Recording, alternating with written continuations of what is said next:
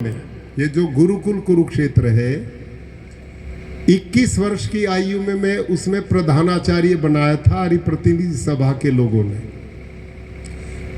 21 साल की उम्र थी। मैं इसलिए नहीं बनाया था कि मैं बहुत योग्य था, ये बात नहीं थी। इसलिए आचार्य बनने का मौका मिला कि वहां कोई जाना ही नहीं चाहता था। वो टूटा पड़ा था। 50-140 बच्चे थे। खाने को रोटी नहीं, रहने को जगह नहीं, बुरा हाल था। जमीनें थी, सारी लोगों ने कब्जे कर रखी थी। तो इसलिए आना ही नहीं चाहता था। तो मेरा नंबर इसलिए वहां पड़ गया काम करने का। 6 महीने मैंने काम किया, मैं भी छोड़ के घर आ गया। यहाँ तो जिंदगी खराब होगी, काम नहीं चलेगा।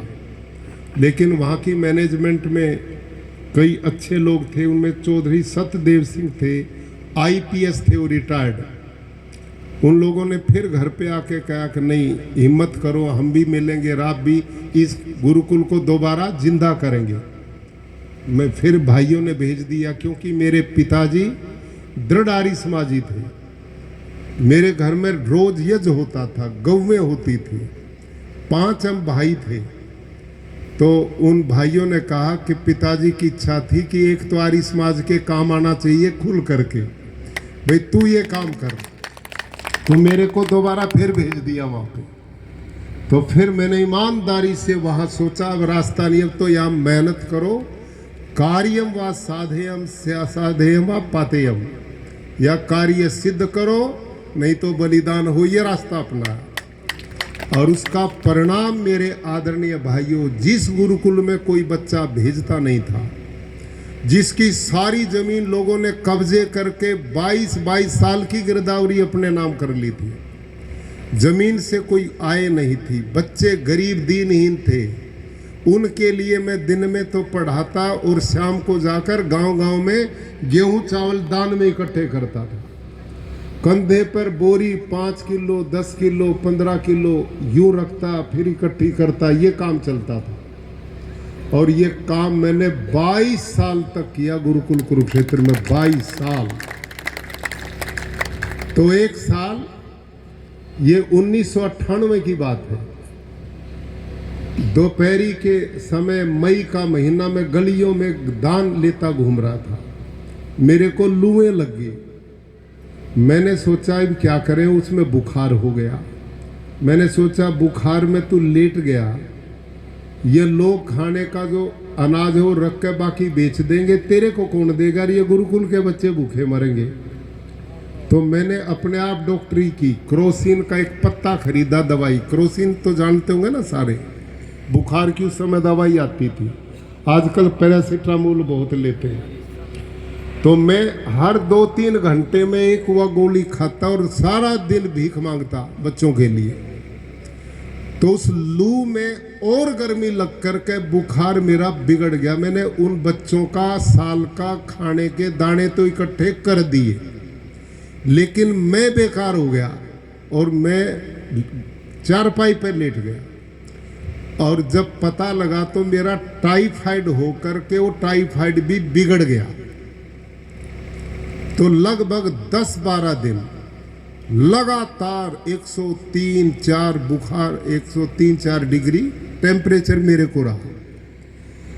फिर हॉस्पिटल में बहुत तेज दवाइयाँ दी गई, तो मैं ठीक होके, बुखार तो ठीक हो गया, लेकिन वो दवाई का जो साइड इफेक्ट था ना, गर्म का, मेरी जो बड़ी आंतें थी ना, बड़ी आंत, उसमें जख्म होकर ब्लीडिंग शुरू हो गई।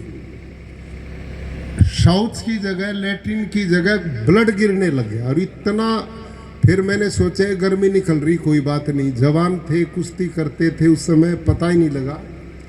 लेकिन वो चलते चलते महीना हो गया और वेट एकदम गिरना शुरू हो गया।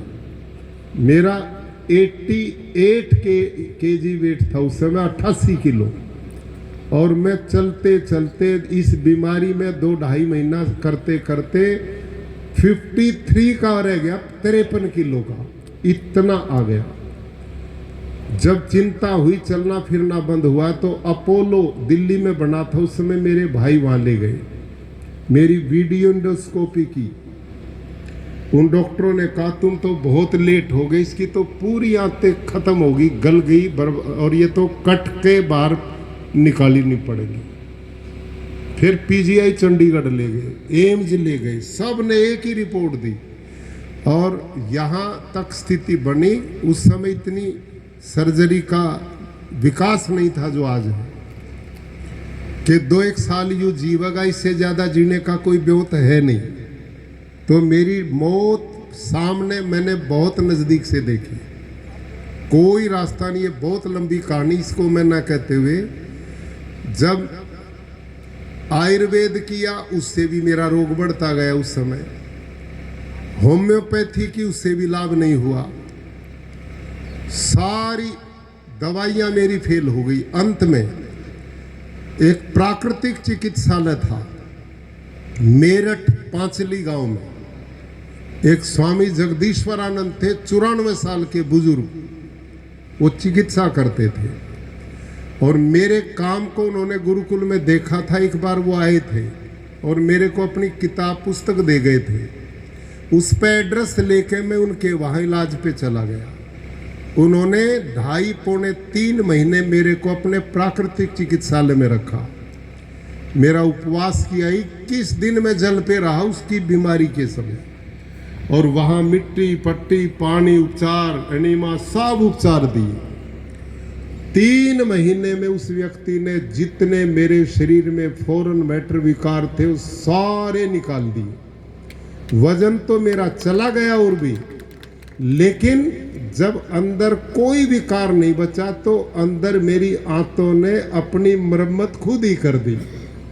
और आज वो बात है, अब तक मैं कोई एलोपैथी नहीं लेता और ठीक ठाक हूँ। ये इस प्राकृतिक चिकित्सा का कमाल है। और वहाँ 3 महीने रह के मैं सारा दिन लाइब्रेरी से पुस्तकें पढ़ता था प्राकृतिक चिकित्सा की। मेरी इतनी रुचि पैदा हुई कि गुरुकुल में दोबारा मैं आया तो मैंने कहा तेरा जीवन जो मिला वो प्राकृतिक चिकित्सा ने दिया है। तो उसके बाद मैंने वहाँ प्राकृतिक चिकित्सालय की स्थापना की गुरुकुल में। और भाइयों बहनों, आज अब तक कई लाख आदमी वहाँ स्वस्थ होके गए हैं। और देश और विदेश से, अब गर्मी में वहाँ जगह नहीं मिलती, बुकिंग चलती है। इतनी दुनिया वहाँ स्वास्थ्य लाभ के लिए कुरुक्षेत्र के गुरुकुल में आती है। और मेरा क्या फायदा हुआ, अगली बात सुन के खत्म करता हूँ। दूसरा क्या फायदा हुआ मेरा, मैं 22 साल हो गए मेरे को भीख मांगते हुए बच्चों के लिए। गुरुकुल भी थोड़ा इम्प्रूव हो गया था।